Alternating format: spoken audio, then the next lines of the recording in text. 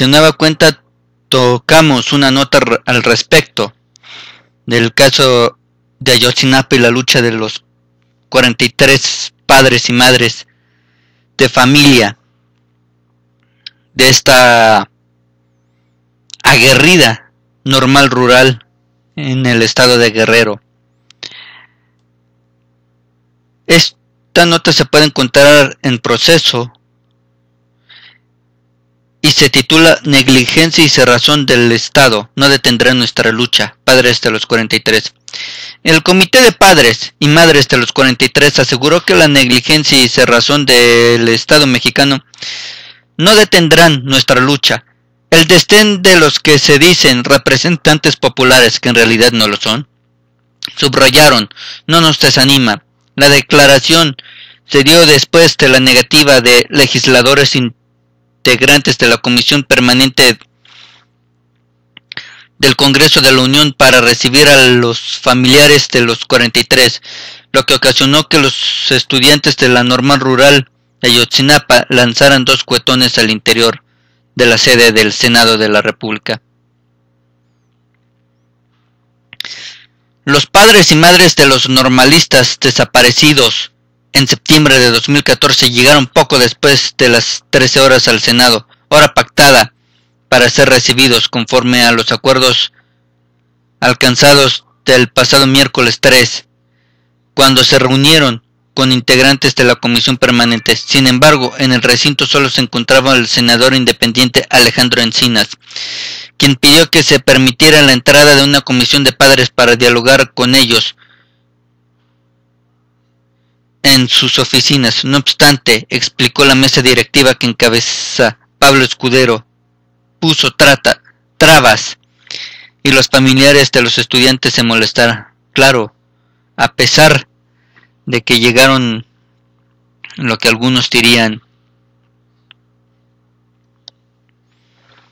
algo tarde, ellos llegaron a la hora pactada por unos minutos, quién se diría, o segundos. Y esas trabas que el Senado puso es por el repudio que sienten de hombres mestizos, de blancos,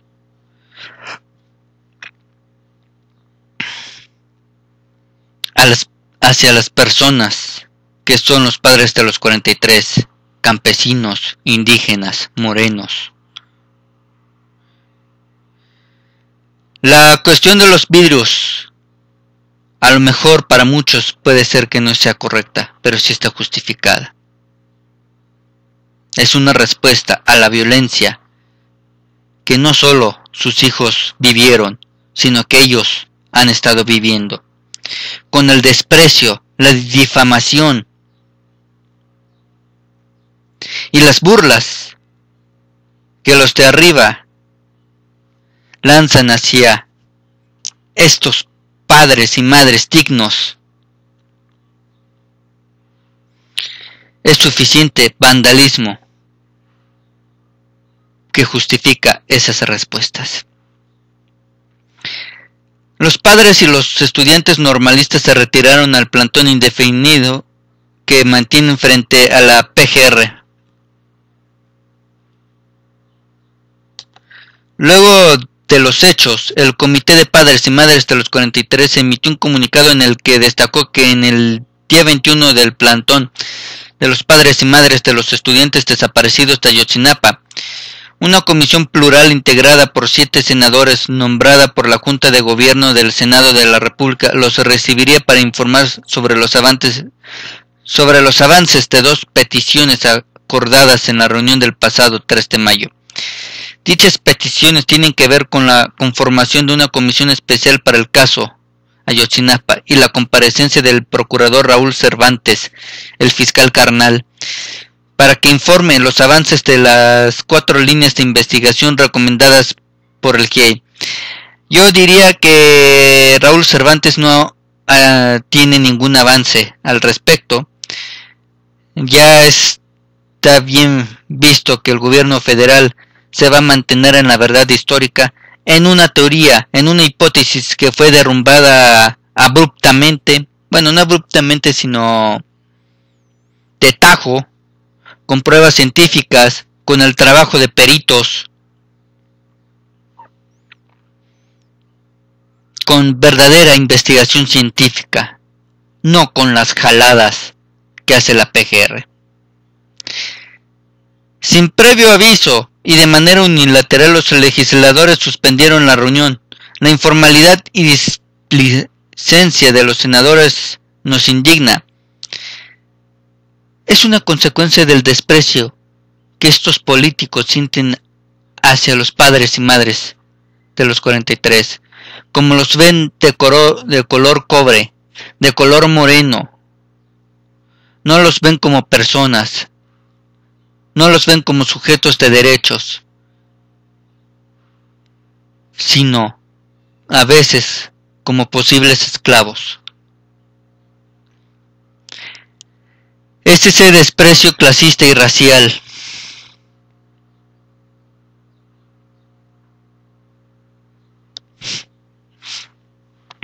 De acuerdo con los familiares de los 43, la negligencia y cerrazón del Estado mexicano no detendrá su lucha por la presentación de sus hijos.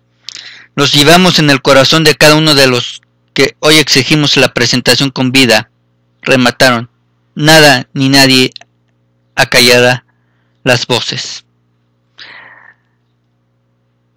Esta es una nueva información acerca de este caso.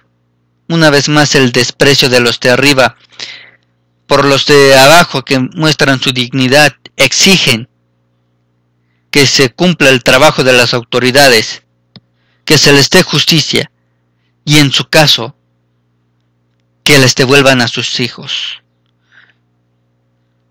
En la siguiente nota tocaremos una información acerca del albergue que fundó Alejandro Solalinde en el estado de Oaxaca. Es probablemente que se ha clausurado, gracias a las órdenes de un edil en ese estado.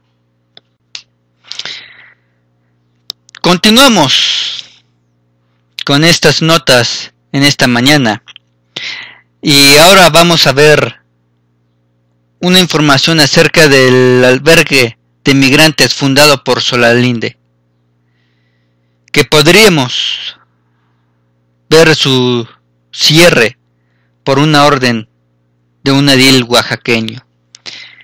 Esto se extrajo de Procesos, autores Mathieu Toulier, espero haberlo pronunciado bien. Vamos con la información. El albergue de migrantes ubicado en el municipio oaxaqueño de Chahuites está en peligro. El pasado lunes, el presidente municipal Leopardo Ramos Lázaro pidió a sus integrantes el cierre y la reubicación del espacio al que acuden los migrantes después de varios días de caminata entre los montes que separa la localidad de Chiapas. Integrantes del albergue afirmaron que durante una reunión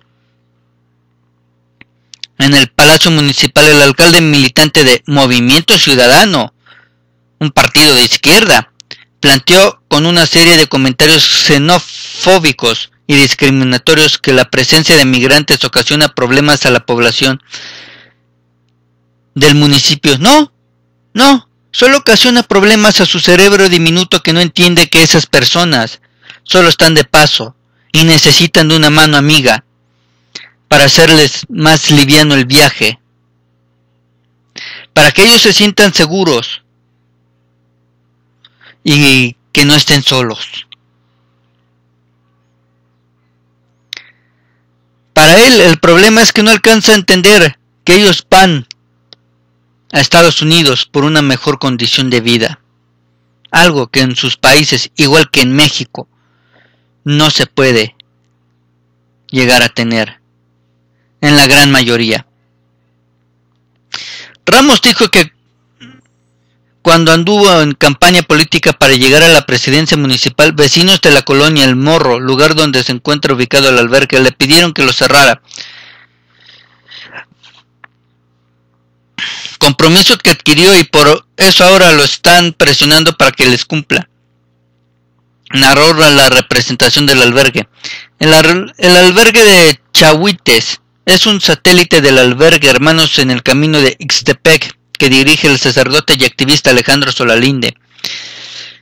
Se trata de una humilde construcción de concreto que abrió sus puertas para que los migrantes pudieran descansar en su largo viaje hacia Estados Unidos. Aquellas personas que les moleste la presencia de los migrantes, no se quejen cuando Donald Trump diga algo acerca de los mexicanos. ¿Por qué?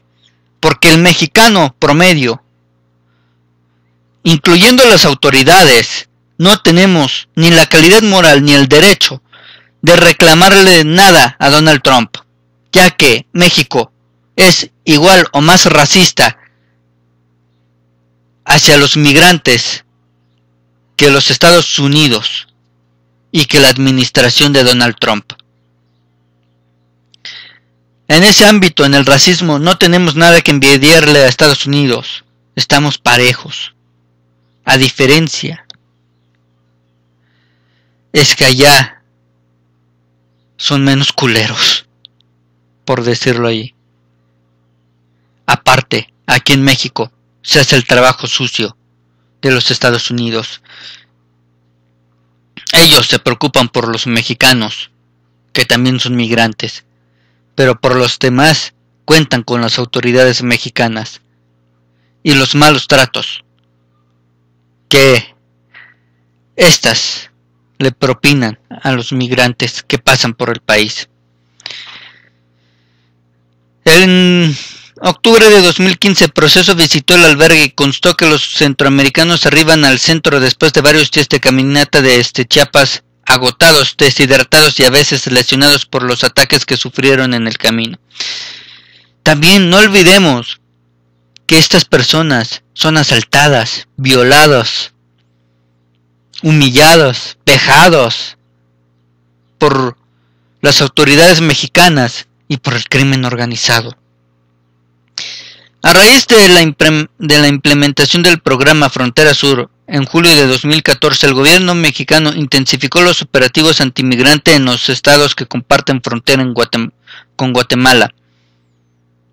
Vuelvo a repetirlo, México cumple parte de su tarea que le encomendó a Estados Unidos, el sistema en sí, y me refiero al gobierno mexicano, en la de bloquear el paso de migrantes.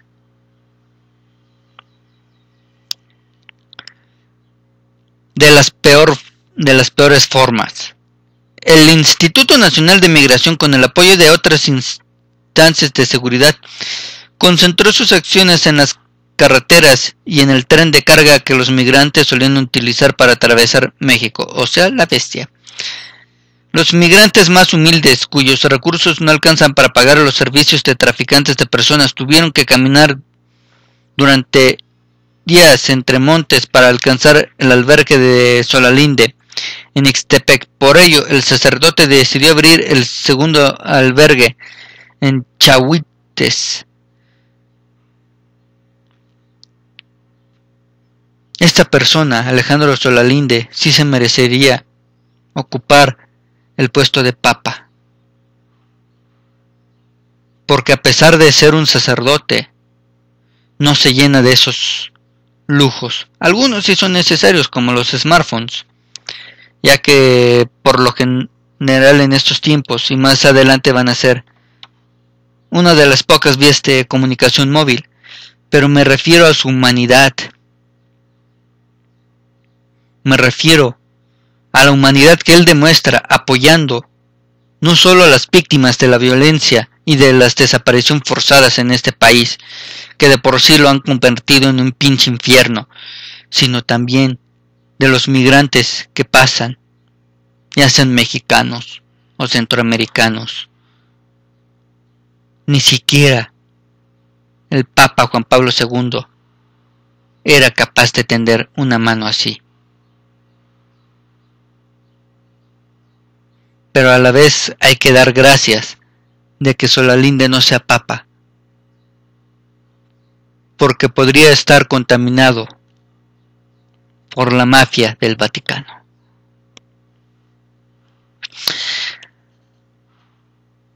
La siguiente nota que veremos va a ser al respecto de la deuda que cada mexicano tiene que pagar gracias a los gobiernos incompetentes y corruptos a nivel federal, ya sea Cedillo, bueno, en este siglo XXI, Fox, Calderón y con el eunuco en la presidencia, Enrique Peña Nieto.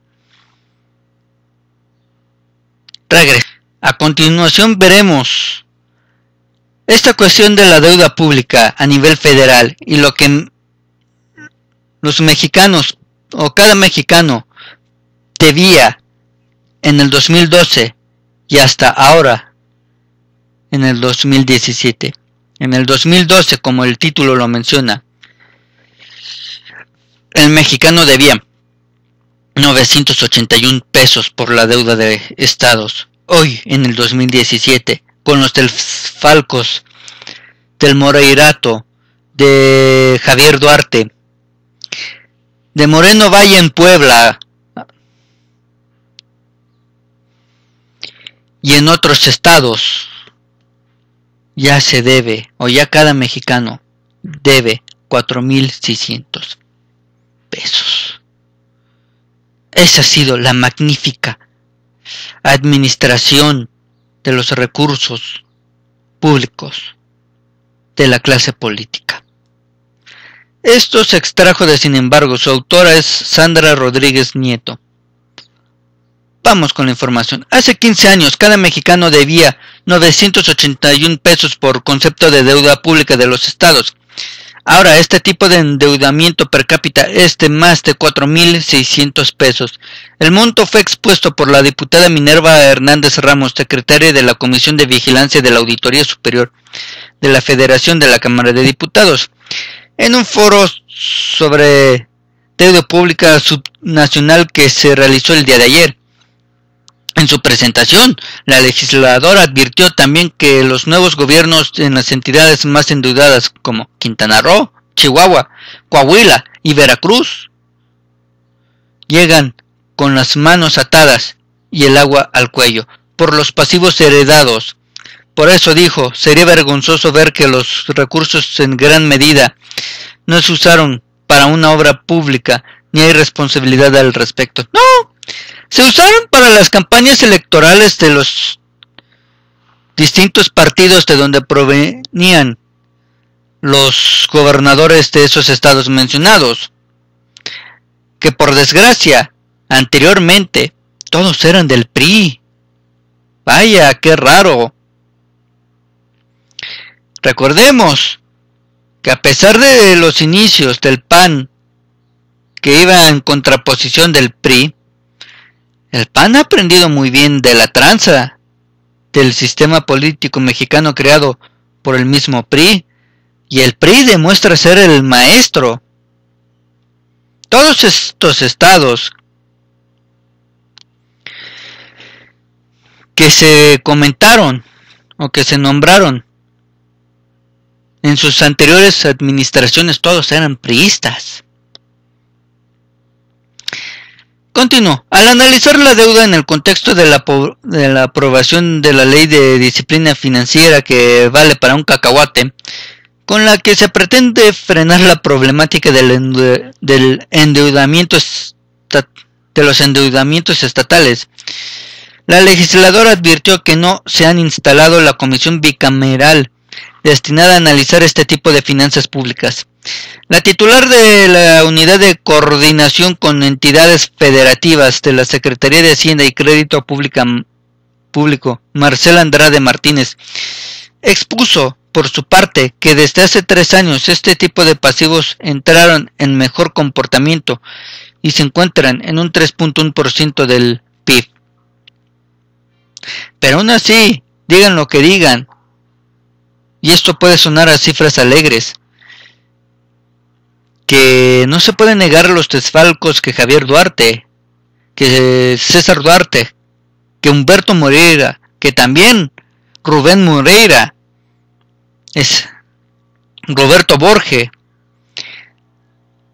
Moreno Valle en Puebla,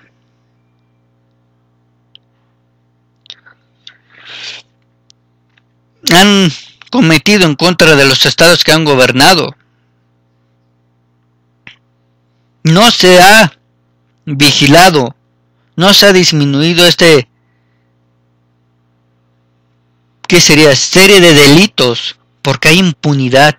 En el momento en que el primer gobernador sea castigado, y sus bienes y fortunas mal habidas sean confiscadas y reutilizadas para el beneficio de estos estados y en general en cada uno de los estados del país, la cosa va a cambiar. En cuanto siga habiendo esta impunidad, estas deudas van a crecer, o más estados van a estar igual de endeudados, igual el DF. Esto no se combate con nuevas leyes, sino aplicando las ya existentes, aplicándolas bien, sin simulación y sin hacerse pendejos. Continúo. Las participaciones son parte del foro Perspectivas de la Deuda Pública Nacional en la Auditoría Superior de la Federación, donde se analiza el trabajo de vigilancia de esta instancia en el contexto del nuevo Sistema Nacional Anticorrupción, que está acéfalo y sin dientes, y la aprobación de la Ley de Disciplina Financiera. Vuelvo a repetir, mientras que no se combata la corrupción y estos cerdos no sean castigados, mientras que este umbral de impunidad permanezca, este asunto de las deudas o del endeudamiento de los estados no va a parar, va a ser peor. Aparte, la Auditoría Superior de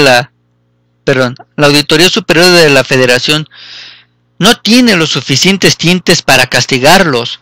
Ellos nada más pueden presentar las denuncias y los datos, esperando a que la PGR haga su trabajo, lo cual, por lo general,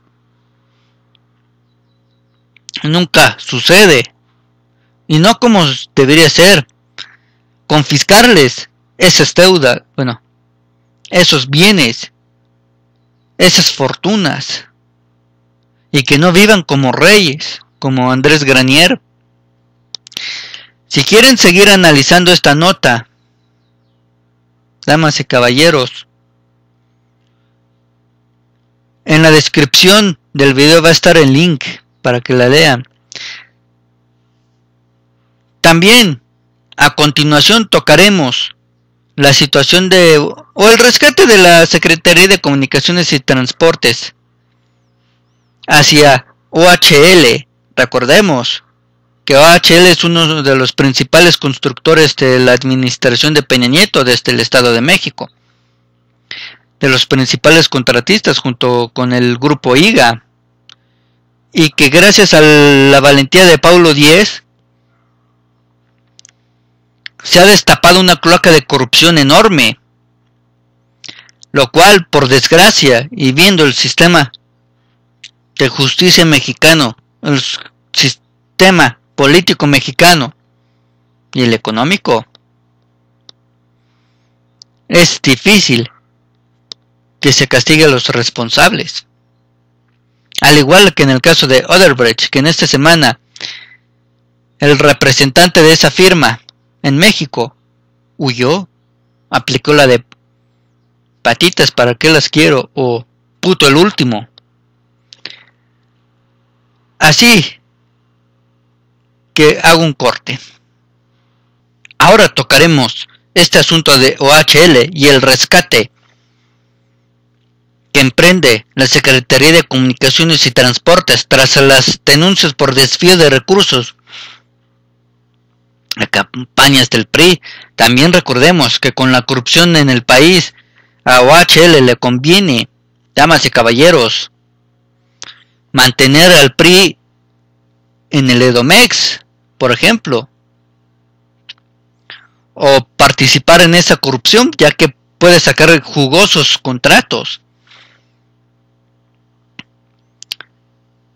Vamos con la información.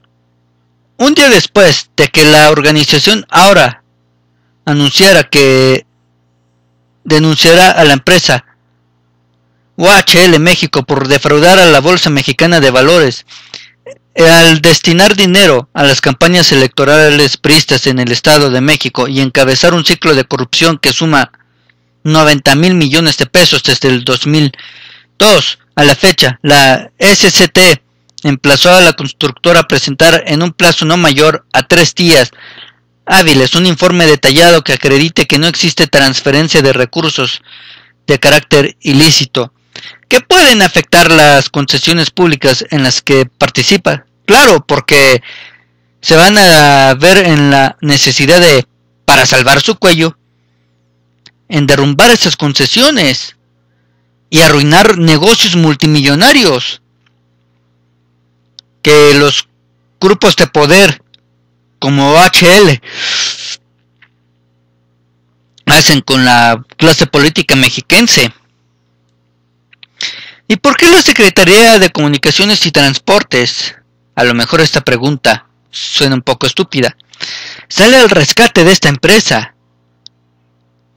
¿Podrían contestármela en la caja de comentarios si tienen la respuesta?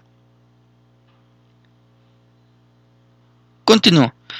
Como si fuera portavoz de la propia OHL, la SCT encabezada por Gerardo Ruiz Esparza, exsecretario de Infraestructura del Estado de México, emitió un comunicado para informar que desde el 30 de abril la compañía constructora puso en marcha un proceso de auditorías para confirmar que no existe transferencia alguna de recursos para fines electorales ni ilícitos.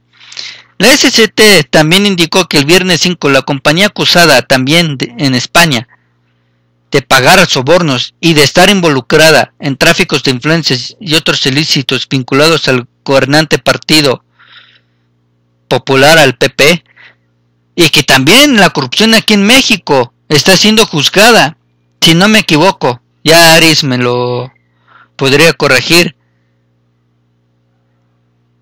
En España, no solo se está investigando la corrupción de OHL en España, sino también aquí en México. Algo que las autoridades mexicanas por claras razones no hacen. Externó públicamente que las transferencias bancarias identificadas por las autoridades españolas no corresponden a OHL México ni a alguna de sus subsidiarias. Aquí me pregunto, ¿por qué la SCT? Y vuelvo a repetir que a lo mejor puede ser una pregunta estúpida. ¿Pero por qué sale al rescate? ¿Por qué actúa como vocera? ¿OHL no se puede defender solita? O a lo mejor es por ese pacto de impunidad que muchas veces explica o trata de hacer de entender Edgardo Buscaglia. De que si OHL cae en México, muchas cosas muy probablemente se pueden dar a conocer, salir a la luz. A su vez, OHL emitió otro duro comunicado amenazando a la agrupación ahora encabezada por Emilio Álvarez y Casa de irse a tribunales para defender su posición y a la par exigió al organismo ciudadano prudencia y responsabilidad en sus denuncias. No sé mucho de Emilio Álvarez y Casa, pero tengo el presentimiento de que sí está siendo responsable en cuanto a estas denuncias. Aparte, pueden consultar con el abogado Paulo Díez de Infraiber para complementar sus argumentos y así cerrarles la bocota. Claro que hay evidencias en contra de OHL, pero el gobierno mexicano las oculta. Por eso trataron de plantarle un arma al abogado de Infraiber, a Paulo Díez. Por eso lo han estado acosando y agrediendo, porque saben que si eso continúa, más de esta porquería, de este lodazal, saldrá a la luz. Y es a lo que temen, ya que sus negocios podrían irse abajo. La agrupación ahora indicó que el beneficiario actual de la red de corrupción de OHL es el candidato priista a la gobernatura mexiquense, Alfredo del Mazo, como antes ocurrió con el eunuco en la presidencia Enrique Peña Nieto y Erubiel Ávila, alias eres un pendejo. Emilio Álvarez y Casa anunció en conferencia de prensa que presentará una denuncia ante el INE, ante la PGR y el Sistema Nacional Corrupción que, vuelvo a repetir, está acéfalo y sin dientes, para exigir que las autoridades actúen de inmediato para evitar el fraude en la elección del Estado de México y en la elección del 2018. Bueno, hay más de esta nota, pero lo importante es esto, el rescate que hace la SCT a favor de OHL. Ya si lo demás lo quieren consultar, el link estará en la descripción del video. Y pues con esto y con este programa grabado yo me despido. Esta última nota, como ustedes vieron y ven, se extrajo de Proceso y su autor es don Genaro Villamil. Y pues esperemos sus comentarios y también el apoyo a este espacio. Nos vemos hasta la próxima y muy buenos días, buenas tardes, buenas noches.